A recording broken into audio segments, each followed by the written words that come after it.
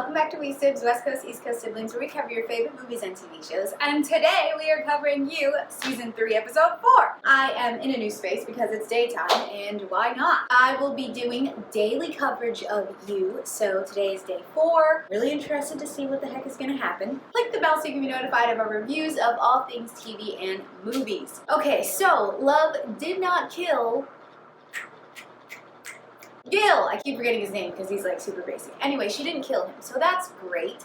And she uses the cage, which Joe is happy about because that means, well, they don't have to get rid of a body. Now they're like, okay, well, now we have to figure out what to do. Here's my thing, right? If Love had just bopped him over the head, they could say, well, we got into a domestic fight and leave it at that. When you put someone in a cage, then it just brings a whole nother level. Then you have to blackmail them or kill them. There's just no other way. So I think their whole idea about the cage is a little stupid, but whatever. So Matthew and Theo get into a big fight in their backyard. First of all, it's super weird because I feel like Theo is just yelling for no reason. He's like, Dad, no, like you can't make me do this. And it's just like, Matthew is fine. I find his face a little annoying. Anyway, we're getting off topic. Love talks to Theo and she's like, listen, you need to support your dad. Appearances are everything and he needs your support. Basically what's happening is because Sherry planned to do the whole let's find homegirl, Veronica, Victoria, Fiona, Natalie.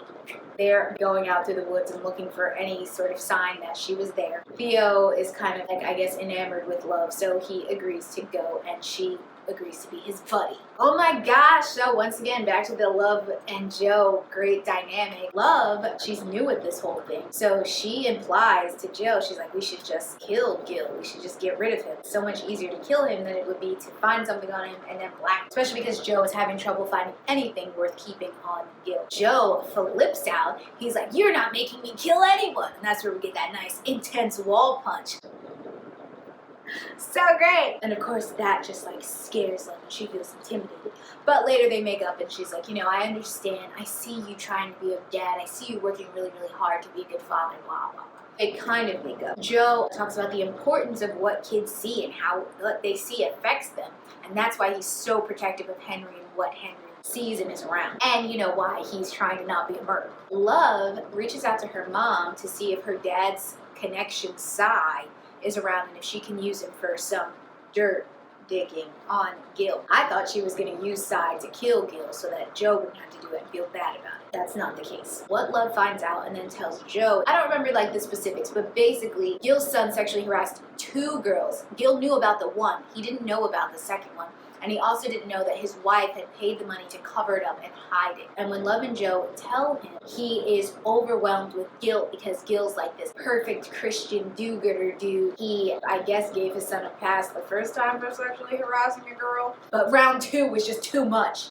And so, in guilt and probably being overwhelmed, Gil kills himself. So we have another body on Joe and Love's hands, and Gil is just in the box, okay? No one's going to believe that he just killed himself while he's in the box. Also, how did he freaking do that? I don't know. That wasn't their intention. They were going to let him live. Love and Joe are devastated. However, Love is starting to be on Joe's manipulative, calculating beat and comes up with a plan for Gil's body. They frame Natalie's death on Gil. They say that the 2 of them were having an affair and Gil couldn't take the guilt anymore, and so he kills her and then he kills himself. Joe, really sick, moves the body, puts it in Gil's house, types out a suicide note. That's pretty much it. I'm just like, how are the cops not thinking that's a little strange? There's no proof that the body was moved. The body held, and I guess, his wife was out of town because the kids had measles. So his body could have died at any point. So they just slip through again. That explains Natalie's death. That's the end of it. They just wrap that up and tie it with a little bow. While she's out on the trip and Joe is dealing with Gil's body, Theo gets into a big fight with Sherry about something stupid. Love defends Sherry. I don't know. It's just a weird situation. It puts Love more on Sherry's side than Theo's side, and Theo feels some kind of way and definitely